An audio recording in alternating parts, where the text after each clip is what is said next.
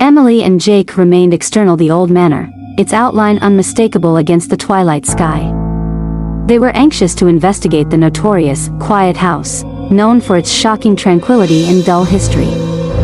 Stories of its unpleasant had spread through their modest community for quite a long time, yet nobody had at any point been sufficiently daring to reveal reality. "Are you certain about this?" Jake asked, his voice scarcely over a murmur. Emily gestured, her interest offsetting her apprehension. "We really want to understand what's inside." The weighty front entryway squeaked open, and a flood of cool, smelly air welcomed them. Electric lamps close by, they ventured into the terrific hall, the flooring sections moaning under their weight. Dust hung thick in the air, and the quiet was practically unmistakable. As they wandered further into the house, the temperature decreased perceptibly. Their breath framed little mists in the faint light. They went through a large number of rooms, every more rotted and pitiful than the last. The house appeared to be pausing its breathing. In the parlor, Emily stopped to look at an old picture. The lady in the work of art had eyes that appeared to follow them, her demeanor a blend of distress and outrage. "This should be the past proprietor," Emily said, her voice repeating marginally. Jake shivered. "How about we continue to move?" They climbed the great flight of stairs, the wood squeaking inauspiciously with each step. At the top, they found a long passage fixed with shut entryways. One of them was somewhat partially open, a gleaming light coming from the inside. Emily and Jake traded uncomfortable looks prior to pushing the entryway open. Inside, an antique ceiling fixture cast a spooky shine over the room. In the middle stood an enormous, luxurious mirror. As they drew closer, their appearance appeared to falter and mutilate. Unexpectedly, the room became colder, and the entryway closed behind them. The mirror's surface undulated, and a spooky figure arose, a lady in a worn-out dress, her face a cover of torture and fury. "Who considers upsetting my tranquility?" she murmured, her voice reverberating with a powerful tone. Emily and Jake stepped back, however the apparition progressed, her empty eyes fixed on them.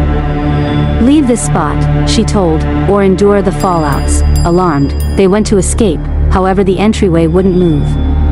The phantom's presence occupied the room, her structure glinting like a fire in the breeze.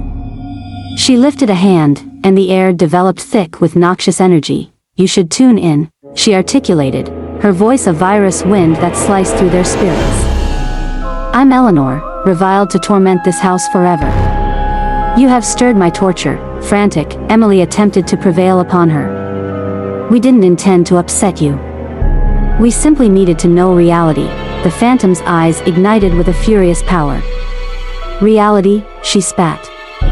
"In all actuality torment. Truly demise.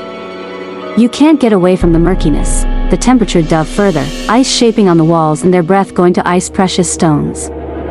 The ceiling fixture's light darkened, projecting long, bending shadows that appeared to go after them. Unexpectedly, the apparition rushed at Jake, her ghastly hands going through him, however leaving a frosty chill that froze his actual center. He imploded to the floor, writhing as though grasped by a concealed power. "Jake!" Emily shouted, dropping to his side. "Kindly, let us go." Eleanor's structure glimmered, her fury quickly supplanted by distress. "I can't," she murmured. "I'm limited by the wrongdoings of my past, and presently, you are as well." With a last, sad howl, the phantom scattered, leaving the room in a spooky quiet. The entryway squeaked open, and the severe chill lifted somewhat. Emily, shaking with dread, helped Jake to his feet. They staggered out of the room and down the flight of stairs, the house appearing to watch them with concealed eyes. As they arrived at the front entryway, it opened up voluntarily, and they escaped into the evening, not actually considering thinking back. Outside, the principal light of sunrise started to puncture the dimness. Emily and Jake fell on the front grass, panting for breath. The quiet house lingered behind them, its windows like void eyes.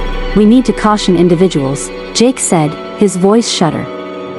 "Once more, nobody ought to at any point go in there." Emily gestured, however she realized that the memory of Eleanor's phantom would torment them until the end of their lives.